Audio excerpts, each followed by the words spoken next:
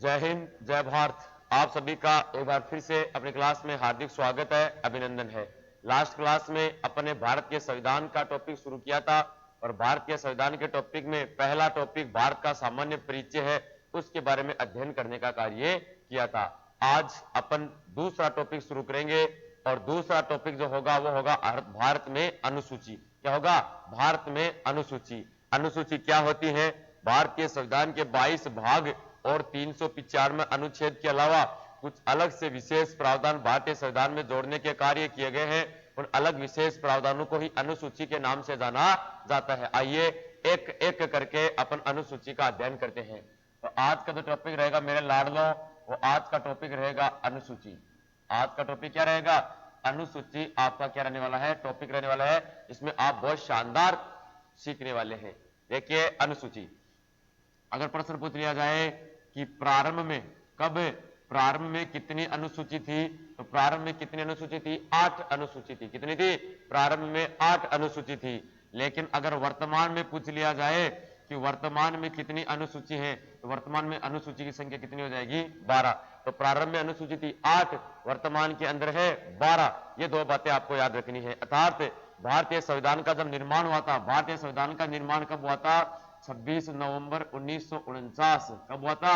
26 नवंबर 1949 को भारतीय संविधान का निर्माण हुआ था। उस समय भारतीय संविधान में 8 अनुसूची थी, लेकिन वर्तमान के अंदर 8 से बढ़ाकर कितनी कर दी गई है? 12 करने का काम किया गया है। अगर लास्ट में था शब्द आ जाए, कितनी अनुसूची थी, था, थी आ जाए, मतलब अगला पास्ट की पूछ रहा है तो 8, और अगर पूछ ले कि कितनी है वर्तमान में, फ्यूचर की या प्रेजेंट की बात कर रहा है अगला प्रेजेंट में, तो प्रेजेंट के अंदर कितनी है? 12 है। अब अपने को एक एक करके सभी के सभी अनुसूचियों के बारे में अध्ययन करना है। आइए शुरुआत करते हैं। सबसे पहले बात करते हैं अनुसूची संख्या 1 की। इसकी बात करेंगे? अनुसूची संख्या 1 को लेकर परिचर्चा करते हैं कि अनुसूची 1 क्या कहती है। देखना भाई, अनुसूची 1 क्या कहती है? भारत राज्यों, कितने राज्य है भारत के अंदर? 28। भारत राज्यों व केंद्र शासित प्रदेशों का, भारत राज्यों व केंद्र शासित प्रदेशों का। अब केंद्र शासित प्रदेशों की संख्या कितनी है? 8। केंद्र शासित प्रदेशों का क्या है? संघ, या क्या बोल सकते हैं? संगठन, या क्या बोल सकते हैं? समूह है। तो भारत 28 राज्यों व 8 केंद्र शासित प्रदेशों का संघ है, संगठन है या समूह है। यह आपको याद रखना है। मतलब भारत क्या है? कोई पूछे भारत क्या है, तो कोई कहे सर भारत तो देश है। अरे देश तो है। जैसे कोई पूछे परिवार क्या है, परिवार किसे कहते हैं? जिसमें माता पिता, भाई बहन, दादा दादी एक साथ रहते, उसे परिवार कहते हैं। वैसे भारत क्या है? भारत है 28 राज्यों और 8 केंद्र शासित प्रदेशों का समूह है। क्या है? 28 राज्यों व 8 केंद्र शासित प्रदेशों का समूह है। इसे अपन भारत के नाम से जाना जाता है। कई बार एग्जाम में सीधा प्रश्न आ जाता है कि भारत में राज्यों की संख्या कितनी है? 28, और भारत में केंद्र शासित प्रदेशों की संख्या कितनी हो जाएगी? 8 हो जाएगी। ठीक है। जैसे अभी मैं यहां से एग्जाम्पल की बात करूं नॉर्मली, तो देखिए अगर आपको प्रश्न पूछ लिया जाए कि भारत में सबसे नवीनतम राज्य, भारत का सबसे नवीनतम राज्य कौन सा है, तो भारत का सबसे नवीनतम राज्य है तेलंगाना। भारत का सबसे नवीनतम राज्य कौन सा है? तेलंगाना, जिसका गठन कब हुआ? 2 जून 2014 को। 2 जून 2014 को भारत का सबसे नवीनतम राज्य का गठन हुआ, जिसे किसके नाम से? तेलंगाना के नाम से जाना जाता है। और अगर सबसे नवीनतम केंद्र शासित प्रदेश की बात की जाए, सबसे नवीनतम केंद्र शासित प्रदेश की अगर बात की जाए, तो भारत का सबसे नवीनतम केंद्र शासित प्रदेश कौन सा हो जाएगा? जम्मू कश्मीर व लद्दाख। कौन सा हो जाएगा? जम्मू कश्मीर व लद्दाख भारत का सबसे नवीनतम केंद्र शासित प्रदेश है, जिसका गठन 31 अक्टूबर 2019 को हुआ। कब हुआ? 31 अक्टूबर 2019 को भारत के 2 नए केंद्र शासित प्रदेशों का गठन हुआ, जिसका नाम है जम्मू कश्मीर, दूसरे का नाम लद्दाख है। लेकिन अगर पूछ लिया जाए कि तेलंगाना राज्य है जो भारत का सबसे नवीनतम राज्य है, इसका गठन कब हुआ? 2 जून 2014 को हुआ। यह भारत की क्या हो जाएगी? पहली अनुसूची हो जाएगी। तो अनुसूची क्या कहती है? भारत 28 राज्यों व 8 केंद्र शासित प्रदेशों का संघ, संगठन, या क्या हो जाएगा? यूनियन हो जाएगा। ठीक है। बढ़ते हैं अनुसूची संख्या 2।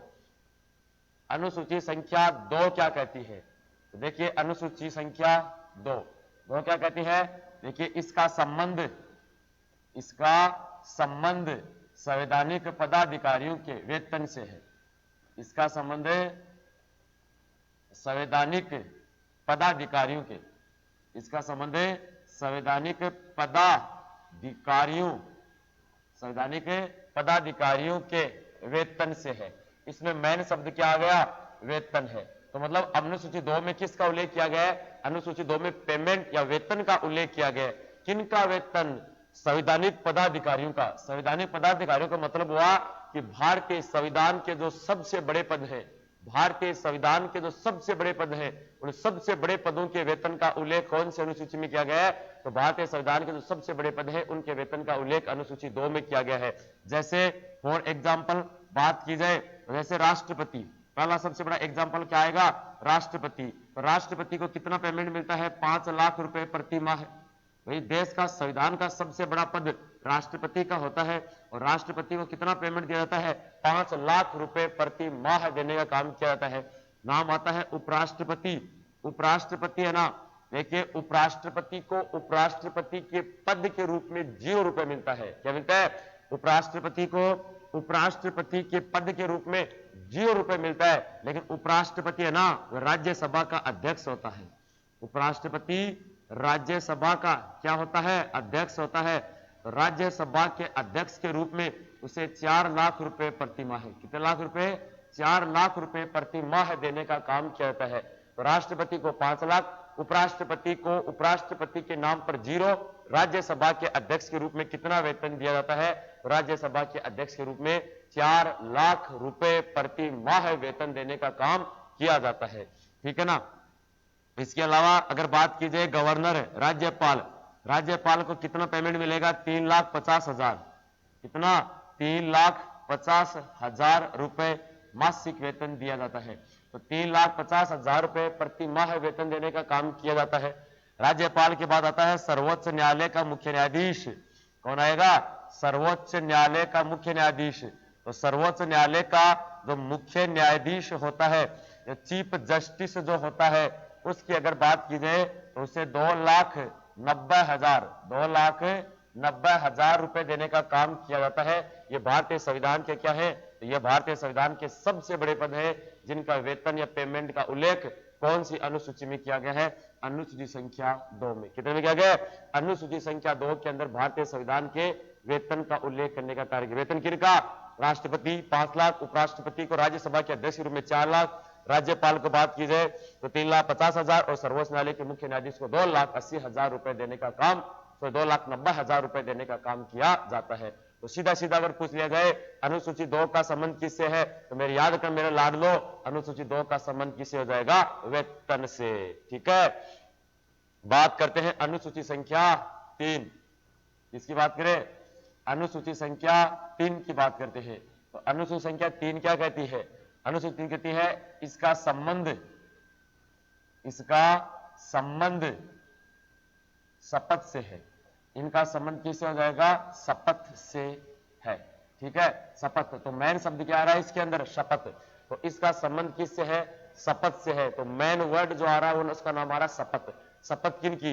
भारतीय संविधान के अंदर कोई भी व्यक्ति जब अपने पद को ग्रहण करता है तो पद ग्रहण करने से पूर्व उसे संविधान की शपथ दिलाई जाती है या उस पद की शपथ दिलाने का काम किया जाता है। जैसे राष्ट्रपति है, राष्ट्रपति जब अपना पद ग्रहण करते हैं तो पद ग्रहण करने से पहले उसे शपथ दिलाने का कार्य किया जाता है। और आपको पता ही है शपथ 2 प्रकार की होती है। एक तो शपथ होती है पद की।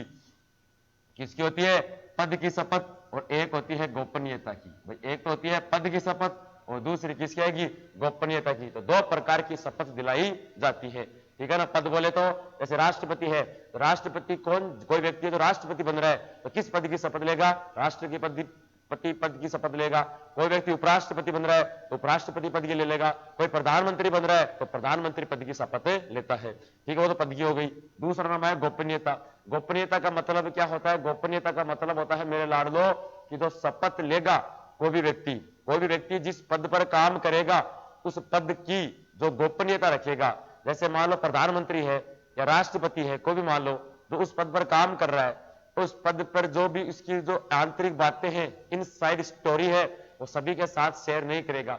जैसे मान लो आप एयरफोर्स में लग गए, आप एयरफोर्स में लगने के बाद लग गए क्या? लगोगे ही एयरफोर्स में, तो लगना है, जोश बरकरार रखना है ना, खून खोलना चाहिए एयरफोर्स और नेवी का नाम आते ही, तो आप लगोगे।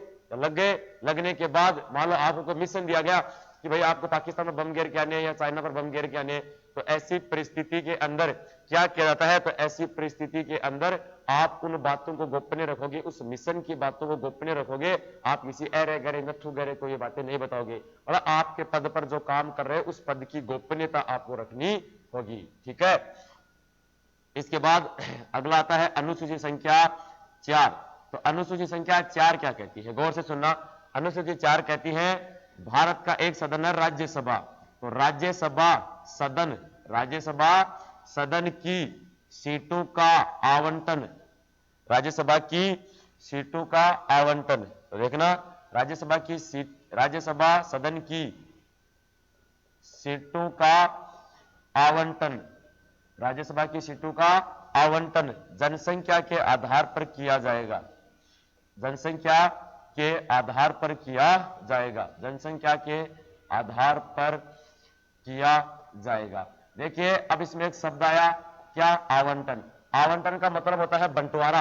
आवंटन का मतलब क्या होता है? बंटवारा। देखो राज्यसभा सदन है, इसकी जो सीटें हैं इसका बंटवारा, राज्यसभा की जो सीटें हैं उन सीटों का बंटवारा किसके आधार पर किया जाएगा? तो राज्यसभा की सीटों का बंटवारा जनसंख्या के आधार पर किया जाएगा। कौन से सदन का? राज्यसभा सदन का। बंटवारा जो होगा वो किसके आधार पर? जनसंख्या के आधार पर होगा। तो देखिए भाई, राज्य जो सभा सदन है, इस राज्यसभा सदन के अंदर कितने सदस्य होते हैं? तो राज्यसभा सदन के अंदर वर्तमान में प्रेजेंट के अंदर 245 है। राज्यसभा सदन में वर्तमान में 245 सदस्य है। आई बात समझ में? अब 245 सदस्य है। अब देखिए 245 में से मैं यूपी की बात करूं, इसे 245 में उत्तर प्रदेश से तो 31 आते हैं, और इन 245 में राजस्थान से कितने आते हैं जी? राजस्थान से आते हैं 10। राजस्थान से कितने आएंगे? राजस्थान से आते हैं 10, और उत्तर प्रदेश से कितने आएंगे? उत्तर प्रदेश आएंगे 31। ये क्या हो रहा है? उत्तर प्रदेश से 31 क्यों? राजस्थान से 10 क्यों? देखो यहां पर क्या लिखा है? राज्यसभा की सीटों का बंटवारा जनसंख्या पर होगा। मतलब जिस राज्य में जितनी ज्यादा जनसंख्या होगी, जिस राज्य में जितनी ज्यादा जनसंख्या होगी उस राज्य के अंदर सीटों की संख्या उतनी ज्यादा होगी। अब मैं जनसंख्या की बात करूं तो भारत का जनसंख्या की दृष्टि से सबसे बड़ा राज्य कौन सा है? तो भारत का जनसंख्या की दृष्टि से सबसे बड़ा राज्य उत्तर प्रदेश है। और क्षेत्रफल की दृष्टि से भारत का सबसे बड़ा राज्य कौन सा है? तो क्षेत्रफल की दृष्टि से भारत का सबसे बड़ा राज्य कौन सा है? राजस्थान। कौन सा है? राजस्थान क्षेत्रफल की दृष्टि से भारत का क्या है? सबसे बड़ा राज्य है। इसलिए राजस्थान के अंदर जगह ज्यादा है, जनसंख्या कम है, इसलिए राजस्थान से 10 आएंगे। उत्तर प्रदेश में जनसंख्या ज्यादा है, इसलिए जनसंख्या ज्यादा होने के कारण वहां से सदस्यों की भी संख्या ज्यादा होती है। तो कितने पर एक सदस्य होता है? याद रखना 10 लाख जनसंख्या पर, कितना लाख? 10 लाख जनसंख्या पर कितना सदस्य होता है? तो 10 लाख जनसंख्या पर एक सदस्य होता है। कितना? 10 लाख जनसंख्या के ऊपर राज्यसभा का कितना सदस्य होता है? तो राज्यसभा का एक सदस्य होता है। ये खोपड़ी में याद रखना है कि जब 10 लाख जनसंख्या हो जाएगी उस पर राज्यसभा का एक सदस्य होगा। और ये कब तक रहेगा ऐसा ही? ये 2026 तक। कब रहेगा? 2026 तक। इसमें कोई परिवर्तन नहीं किया जाएगा। कितनी भी जनसंख्या क्यों ना हो जाए, इसकी सदस्य संख्या उतनी रहनी है ना। ये 10 लाख पर एक ही रखा जाएगा। तो दो बातें हैं, राज्यसभा की सीटों का आवंटन किसके आधार पर किया जाएगा? क्षेत्रफल पर, जनसंख्या पर, क्षेत्रफल जनसंख्या दोनों पर, या इनमें से कोई नहीं। तो आपका आंसर क्या जाएगा? जनसंख्या पर। तीसरा प्रश्न, दूसरा प्रश्न यह बनता है कि कितनी लाख जनसंख्या पर एक राज्यसभा का सदस्य होगा? तो याद रखना 10 लाख जनसंख्या पर एक राज्यसभा का सदस्य होता है। तीसरा प्रश्न यह बनता है कि कौन सी अनुसूची के अंदर राज्यसभा की सीटों का बंटवारे का प्रावधान किया गया है? तो अनुसूची संख्या 4। किसमें? अनुसूची संख्या 4 में राज्यसभा की सीटों का बंटवारा किया गया है। ठीक है, बढ़ते हैं आगे की ओर। अब बात करेंगे अनुसूची संख्या 5। इसकी बात करेंगे, अनुसूची संख्या 5 की बात करते हैं। देखिए 5 क्या कहती है? बहुत सिंपल है 5 तो। 5 ये कहती है कि अनुसूचित जाति, 5 क्या कहती है? अनुसूचित जाति। अनुसूचित जाति को क्या कहते हैं? एससी। व अनुसूचित जनजाति, अनुसूचित जाति व अनुसूचित जनजाति। और अनुसूचित जनजाति को क्या कहते हैं? एसटी। क्या कहते हैं? एसटी। तो अनुसूचित जाति व अनुसूचित जनजाति क्षेत्रों का प्रशासन व नियंत्रण, प्रशासन व नियंत्रण, है ना। अनुसूचित जाति और अनुसूचित जनजाति क्षेत्रों का प्रशासन व नियंत्रण। अब एक शब्द आया प्रशासन व नियंत्रण, इसका मतलब होता है विकास। इसका मतलब क्या होता है? विकास होता है। अर्थात भारत में कौन सी जाति एससी और कौन सी जाति एसटी, भारत में एससी और एसटी जो जाति के लोग हैं, भारत में एससी और एसटी जाति के जो लोग हैं, उनकी अगर बात की जाए तो उनका विकास कौन सी अनुसूची के तहत किया जाएगा? तो उनका विकास अनुसूची 5 के तहत किया जाएगा। कितने के तहत? 5 के तहत किया जाएगा। अनुसूची 5 ये कहती है कि भारत के किसी भी क्षेत्र, क्षेत्र का मतलब होता है जगह, क्षेत्र का मतलब क्या होता है? जगह। भारत के किसी भी राज्य या किसी भी केंद्र शासित प्रदेश में रहने वाले एससी और एसटी कैटेगरी के जो लोग हैं, उनका विकास अलग से किया जाएगा। उनको अलग से कुछ छूट दी जाएगी ताकि वो क्या कर सके? उनका डेवलप हो सके, उनका विकास हो सके। यह प्रावधान कौन सी अनुसूची में जोड़ा गया मेरे लाडलो? तो 5 में जोड़ा गया है। तो आप सीधा याद रखोगे एससी व एसटी का विकास, एससी व एसटी का विकास कौन सी अनुसूची में? अनुसूची संख्या 5 में। अब मैं बात करता हूं अनुसूची संख्या 6। इसकी बात की जाए, 6 की बात की जाए, 6 में देखिए भारत के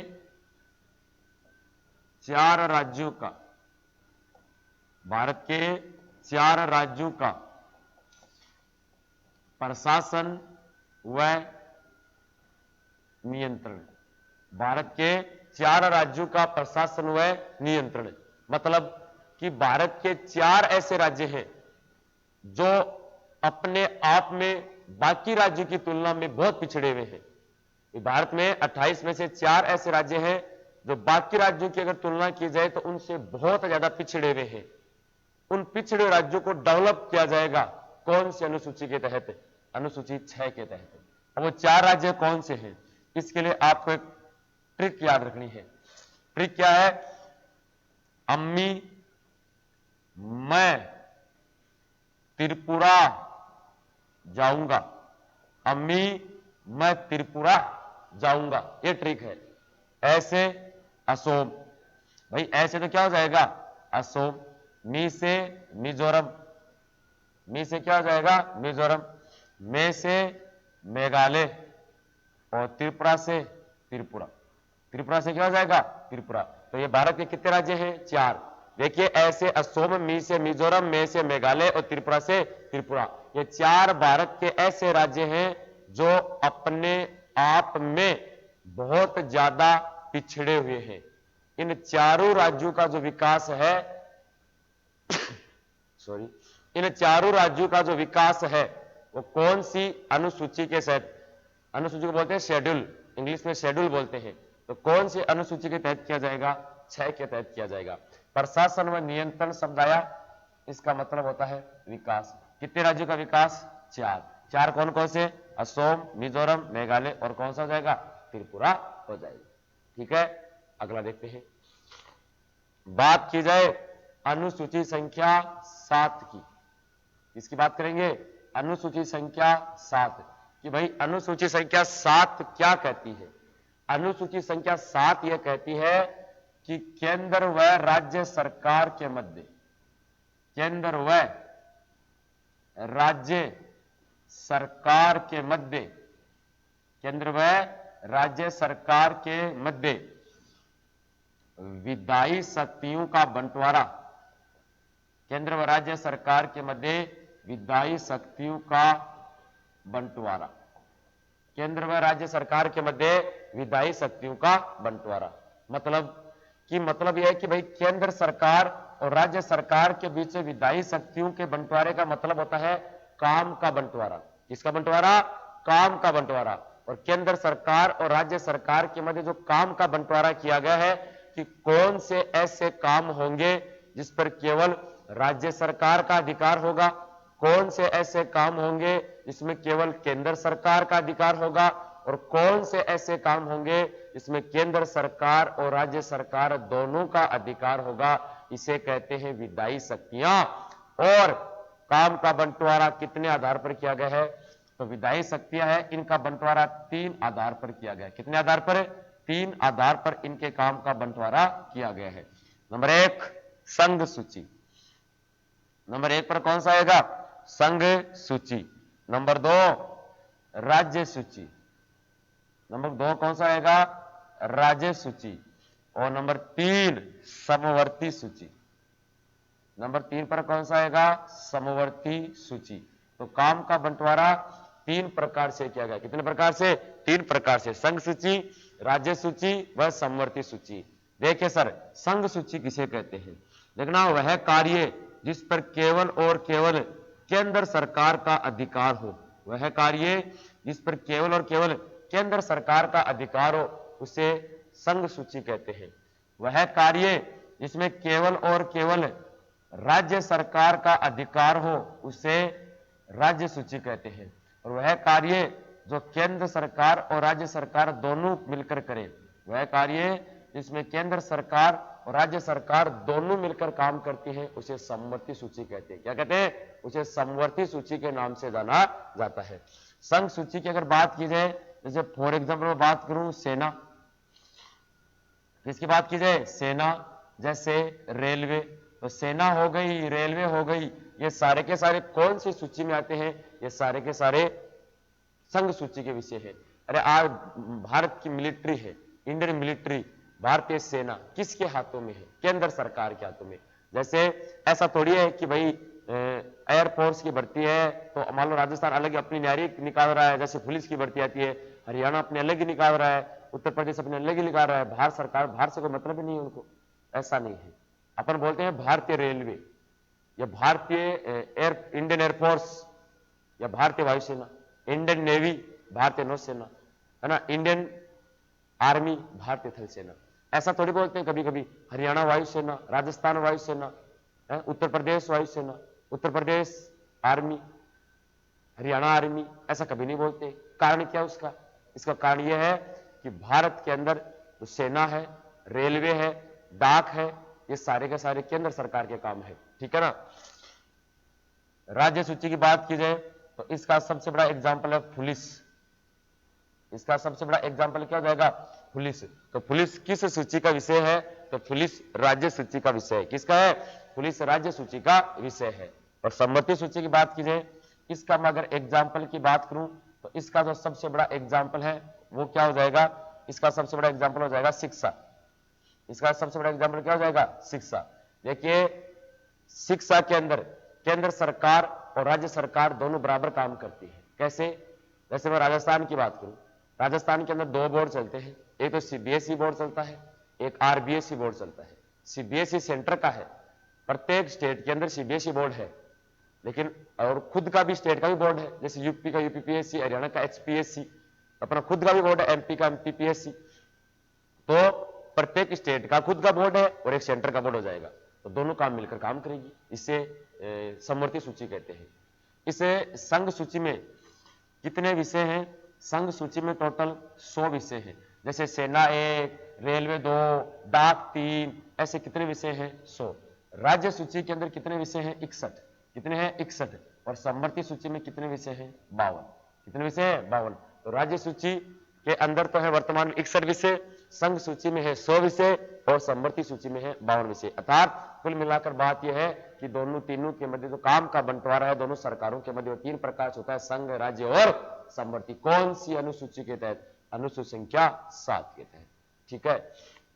अगला देखिए, अनुसूची संख्या 8। अनुसूची संख्या 8। तो अनुसूची संख्या 8 क्या कहती है? 8 ये कहती है कि इसका संबंध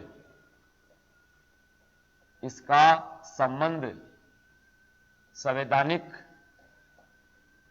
इसका संबंध संवैधानिक मान्यता, इसका संबंध संवैधानिक मान्यता प्राप्त भाषा से है। मतलब इसमें मेन जो वर्ड आया आपके लिए वो क्या है? भाषा। इसका संबंध भारतीय संविधान के द्वारा दी गई मान्यता दी गई भाषाओं से है। आज भारत देश में, गौर से सुनना, आज भारत देश में 1652 प्लस भाषाएं बोली जाती हैं। अपने देश भारत में 1652 से भी ज्यादा प्रकार की भाषाएं बोली जाती है। उसमें से कुछ ऐसी भाषाएं हैं जिनको भारत सरकार के द्वारा संविधान के अंदर मान्यता दी गई है। तो उन भाषाओं की संख्या कितनी है देखना। अगर बात की जाए प्रारंभ में, प्रारंभ का मतलब हो गया जब भारतीय संविधान का निर्माण हुआ। मैं बात कर रहा हूं 26 नवंबर 1949 की। इस समय भारतीय संविधान में मान्यता प्राप्त भाषाओं की संख्या कितनी थी? 14। कितनी थी? 14 थी। लेकिन अगर बात की जाए वर्तमान की, तो वर्तमान में मान्यता प्राप्त भाषाओं की संख्या कितनी है? 22। वर्तमान में मान्यता प्राप्त भाषाओं की संख्या कितनी है? 22 है। जबकि प्रारंभ में भाषाओं की संख्या कितनी थी? 14 थी। प्रारंभ में 14 भाषाओं को मान्यता दी गई थी, लेकिन वर्तमान के अंदर 22 भाषाओं को मान्यता दी गई है। ठीक है ना? मतलब 8 भाषाएं बाद में और ऐड कर दी गई। 8 भाषाओं को और ऐड कर दिया गया। और आपको बता दूं, भारतीय संविधान में जब कोई भी प्रावधान या नियम को ऐड किया जाता है, या ऐड किया हुआ है जो जोड़ा गया प्रावधान है, उसमें संशोधन किया जाता है, मतलब उसमें परिवर्तन किया जाता है, तो इसके लिए अपने को संविधान संशोधन करना होता है। ये 8 भाषाएं अपनी मनमर्जी से ऐड नहीं हुई है। इन 8 भाषाओं को जोड़ने के लिए भारतीय संविधान में 3 संशोधन किए गए। कितने किए गए? 3 संशोधन। संशोधन हमेशा संसद के द्वारा किया जाता है। किसके द्वारा? संसद के द्वारा किया जाता है। तो देखिए, एक तो हुआ 21वां संविधान संशोधन। कौन सा हुआ? 21वां संविधान संशोधन। और इस 21वें संविधान संशोधन 1967 के तहत भारतीय संविधान में एक भाषा जोड़ी गई, और उस एक भाषा का नाम हो जाएगा सिंधी। कौन सी भाषा जोड़ी गई? सिंधी भाषा जोड़ी गई। तो पहले 14 भाषाएं थी, 14 में एक जोड़ा, कितनी भाषाएं हो गई? 15 भाषाएं हो गई। कितनी भाषा हो गई? 15 भाषाएं हो गई। ठीक है ना? अगला 71वां संविधान संशोधन। और 71वां संविधान संशोधन हुआ 1992 में। उसके तहत भारतीय संविधान में 3 भाषाएं जोड़ी गई। वो 3 भाषाओं को लिए जोड़ दी गई। तो इसके लिए आप एक ट्रिक याद रखनी है। ट्रिक है कॉमन। ट्रिक क्या याद रखनी है? कॉमन। देखिए, को से तो जाएगी कोंकणी, को से तो क्या हो जाएगी? कोंकणी। मैं से क्या हो जाएगी? मणिपुरी। क्या हो जाएगी? मणिपुरी। और नए से क्या हो जाएगी? नेपाली। नए से क्या हो जाएगी? नेपाली। मैं से मणिपुरी, कैसे? कोंकणी। कोंकणी, मणिपुरी और नेपाली 3 भाषाओं को जोड़ने का काम किया गया है। कौन सी अनुसूची में इन 3 भाषाओं को जोड़ने का काम किया गया है? 21वें संविधान संशोधन 1992 के तहत। 14 भाषाएं थी, सिंधी जोड़ी गई 15, 15 3 कितनी हो गई? 18। इसके बाद भारतीय संविधान में हुआ 92, 92वां संविधान संशोधन। 92वां संविधान संशोधन कब हुआ? वर्ष 2002 में। इसके तहत कितनी लैंग्वेज जोड़ी गई? 4 भाषाएं जोड़ी गई। इन 4 भाषाओं को जोड़ने के लिए आपको एक ट्रिक याद रखनी है। ट्रिक क्या है? बुड्ढी डोकरी की थाली में मेथी।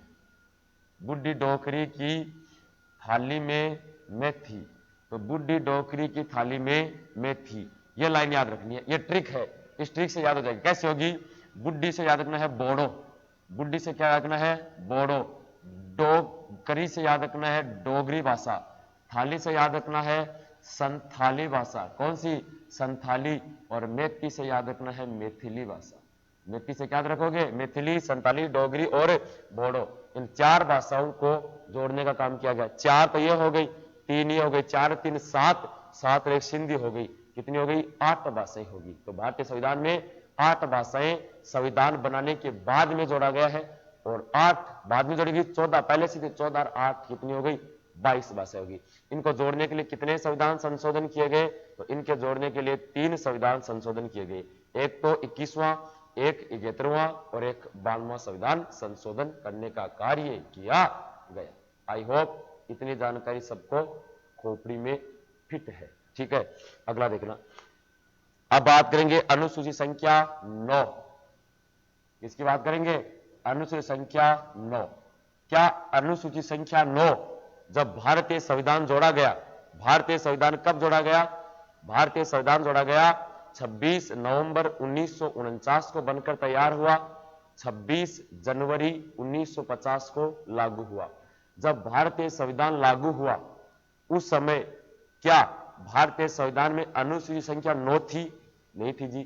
जब जोड़ा गया उस समय तो 8 ही अनुसूची थी। कितनी थी? 8। लेकिन वर्तमान में कितनी अनुसूची है? वर्तमान में 12 अनुसूची है। मतलब 9 अनुसूची, संख्या नंबर 9 नहीं थी, इसको बाद में जोड़ा गया। बाद में जोड़ने के लिए आपको क्या करना होगा? संशोधन। क्या करना होगा? संशोधन। तो याद रखना अनुसूची 9 है ना, यह प्रथम संविधान संशोधन 1951 के तहत जोड़ी गई। यह प्रथम संविधान संशोधन, और प्रथम संविधान संशोधन कब हुआ? 1951। तो यह प्रथम संविधान संशोधन 1951 के तहत जोड़ी गई। क्या जोड़ी गई? प्रथम संविधान संशोधन 1951 के तहत जोड़ने का काम किया गया। अनुसूची 9 का संबंध हो जाएगा भूमि सुधार अधिनियम। अनुसूची 9 का संबंध है भूमि सुधार अधिनियम व संपत्ति अधिग्रहण मामलों से। भूमि सुधार अधिनियम व संपत्ति अधिग्रहण मामलों से। भूमि सुधार अधिनियम व संपत्ति अधिग्रहण मामलों से। जैसे अनुसूची 8 का संबंध भाषा से था, 9 का संबंध केंद्र सरकार और राज्य सरकार के बीच में काम का बंटवारा था, वैसे ही अनुसूची 9 का संबंध है भूमि सुधार अधिनियम व संपत्ति अधिग्रहण मामलों से। इसका मतलब क्या होता है? सर, इसका मतलब होता है कि भारतीय संविधान लागू होने के बाद, देखो देश का संविधान बनने से पहले अपने देश में अंग्रेजों का अधिकार था। अंग्रेजों के टाइम व्यक्ति को, भारत देश के व्यक्ति को खुद की संपत्ति रखने का अधिकार नहीं था। बाद में उसे खुद की संपत्ति रखने का अधिकार दिया गया, और खुद की संपत्ति रखने का अधिकार दिया गया वो अनुसूची संख्या 9 के तहत दिया गया। देखो इस पूरी लाइन का मतलब मैं छोटे से शब्दों में बता रहा हूं। इस पूरी लाइन का मतलब है देश आजाद होने के बाद व संविधान लागू होने के बाद 1951 में पहली बार देश के प्रत्येक नागरिक को खुद की संपत्ति रखने का अधिकार दिया गया। 1951 से पहले भारत के अंदर खुद की संपत्ति रखने का अधिकार नहीं था। अब 1951 के बाद खुद की संपत्ति रखने का अधिकार दिया गया। जैसे मैं बात करूं, जैसे आप है, आपका खुद का घर है, खुद के खेत है, खुद का अपना पर्सनल बैंक बैलेंस है, गाड़ी है, तो ये अपनी खुद की संपत्ति है। आपकी संपत्ति को कोई चैलेंज नहीं कर सकता। जैसे मान लो आपका कोई पड़ोसी है, दुश्मन है, उसके पास संपत्ति नहीं है, आपके पास बहुत ज्यादा संपत्ति है। अब कोई आकर आपकी संपत्ति को चैलेंज कर दे कि साहब इनके पास इतनी संपत्ति क्यों, मेरे पास संपत्ति क्यों नहीं, ऐसा नहीं है ना। यह एकमात्र ऐसी अनुसूची है जिसे कोई चैलेंज नहीं कर सकता, जिसे कोई चुनौती नहीं दे सकता है। ठीक है ना, मतलब खुद को संपत्ति रखने का अधिकार दिया गया। अगला अनुसूची संख्या 10। अनुसूची संख्या 10 संविधान में नहीं थी, बाद में जोड़ी गई। तो बाद में जोड़ने के लिए कौन सा संशोधन किया? 52वां संविधान संशोधन। कौन सा किया? 52वां संविधान संशोधन। और 52वां संविधान संशोधन कब हुआ? वर्ष 1985 में। तो 52वें संविधान संशोधन 1985 के तहत कौन सी अनुसूची जोड़ी गई? अनुसूची संख्या 10 जोड़ी गई। और अनुसूची 10 का संबंध किससे हो जाएगा? दल बदल अधिनियम से। किससे हो जाएगा? दल बदल अधिनियम से है। तो इसका संबंध है दल बदल अधिनियम से। किससे हो जाएगा? दल बदल अधिनियम से। देखो नाम से स्पष्ट हो रहा है दल बदल, मतलब एक पार्टी को छोड़कर दूसरी पार्टी में अगर कोई व्यक्ति जाता है तो दल बदल होता है। दल बदल क्या होता है, जरा गौर से सुनिएगा। एक पार्टी है बीजेपी, है ना, और एक पार्टी है कांग्रेस। कौन सी पार्टी है? कांग्रेस। अब जैसे अमित शाह है, कौन है? भारत के गृह मंत्री हैं अमित शाह। अमित शाह मान लो बीजेपी पार्टी से चुनाव लड़ा। अमित शाह जो है ना, वो बीजेपी पार्टी की सीट से क्या लड़ा? बीजेपी पार्टी की सीट से चुनाव लड़ा, वो चुनाव में जीत गई। मतलब बीजेपी ने उसको एक सीट दी कि भाई आपको यहां से चुनाव लड़ना है। वो चुनाव लड़ा उन्होंने, वो चुनाव जीत गए। चुनाव जीत गए, अब वो बीजेपी को छोड़कर, चुनाव जीतने के बाद मान लो अब वो बीजेपी को छोड़कर किस में जाना चाहते हैं? कांग्रेस में जाना चाहते हैं। बीजेपी को छोड़कर किस में जाना चाहते हैं? कांग्रेस में जाना चाहते हैं। तो अगर कोई व्यक्ति, अब जैसे अमित शाह बीजेपी को छोड़कर कांग्रेस में जा रहे हैं, चुनाव तो किस पार्टी की सीट पर जीता? बीजेपी की पार्टी की सीट पर जीता। अब जा किस में रहे हैं? कांग्रेस में। तो ऐसी स्थिति में उसने क्या कर दिया जी, उन्होंने दल बदल कर दिया। क्या कर दिया? दल बदल, अर्थात उसने पार्टी चेंज कर दी। अर्थात उन्होंने जीता तो किसी सीट से, जा किसी के साथ रहे हैं, इसका मतलब उन्होंने दल बदल कर दिया। अगर कोई ऐसा व्यक्ति करता है तो उसे अयोग्य घोषित कर दिया जाता है। क्या घोषित कर देंगे? उसे अयोग्य घोषित करने का काम किया जाता है। यह बात भी आपको याद रखनी है। अगर कोई ऐसा व्यक्ति करता हुआ पाया जाता है तो उस व्यक्ति को अयोग्य घोषित कर दिया जाता है। क्या किया जाए? अयोग्य घोषित कर दिया जाता है। इसका मतलब यह हुआ कि सर कोई व्यक्ति एक पार्टी को छोड़कर दूसरी पार्टी में जा ही नहीं सकता। बिल्कुल जा सकता है। मैं यही एग्जांपल लेता हूं। अमित शाह है, अमित शाह बाकायदा बीजेपी को छोड़कर कांग्रेस में जा सकते हैं। कैसे जाएंगे भाई? इन्होंने बीजेपी पार्टी की सीट से चुनाव जीत लिया। अब जिस सीट से चुनाव जीता है उस सीट से इस्तीफा दो, त्याग पत्र दो।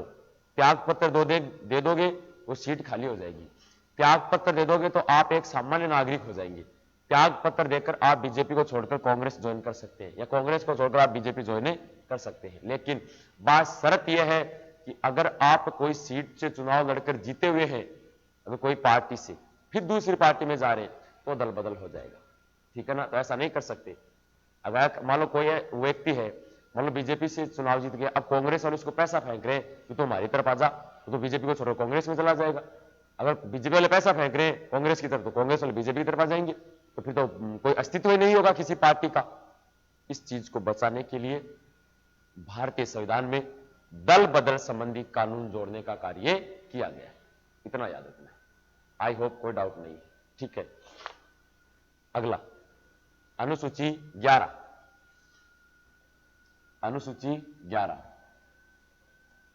अनुसूची 11 की बात की जाए तो अनुसूची 11 भारतीय संविधान में पहले नहीं थी, बाद में जोड़ा गया। तो अनुसूची 11 को जोड़ा गया 73वें संविधान संशोधन। इसको किसे द्वारा जोड़ा गया? 73वें संविधान संशोधन। और 73वां संविधान संशोधन हुआ 1992-93। 73वां संविधान संशोधन कब हुआ? तो 73वां संविधान संशोधन हुआ 1992-93 के तहत अनुसूची संख्या 11 जोड़ी गई। अनुसूची 11 क्या कहती है? अनुसूची 11 कहती है पंचायती राज अधिनियम। अनुसूची 11 का संबंध किससे है? पंचायती राज अधिनियम से है। किसे हो जाएगा? पंचायती राज अधिनियम। अगर मैं सीधे शब्दों में कहूं तो अनुसूची 11 का संबंध मेरे लाडलो गांव का विकास। अनुसूची 11 में किसका विकास किया गया है? गांव का विकास। पंचायती राज अधिनियम का मतलब होता है गांव का विकास। गांव का विकास कितने प्रकार से किया जाता है? गांव का विकास 3 प्रकार से किया जाता है। छोटे स्तर पर होगी ग्राम पंचायत। छोटे स्तर पर क्या होती है? ग्राम पंचायत। ग्राम पंचायतों से मिलकर क्या बनती है? पंचायत समिति। क्या बनती है?